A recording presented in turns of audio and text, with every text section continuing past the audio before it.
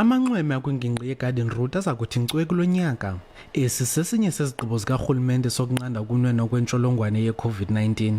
Abakhenkethi sele begalelekile, bambi ababoni ngasolinye norhulumente.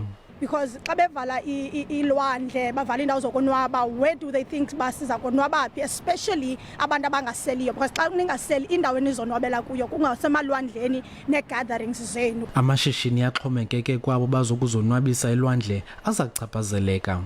Yeah, anybody who runs a business that relies on peak season to operate, this is definitely going to be a big impact.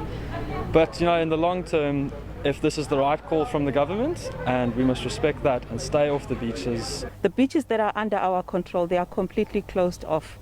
We are not allowing any group activities or events that are seen to be super spreaders are not allowed into our beaches.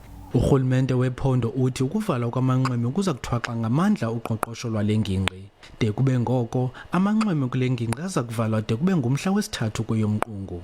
Kwiindaba ze-SABC ndinguSiphiwe Wobasi eWilderness kwingingqi yeGarden Route.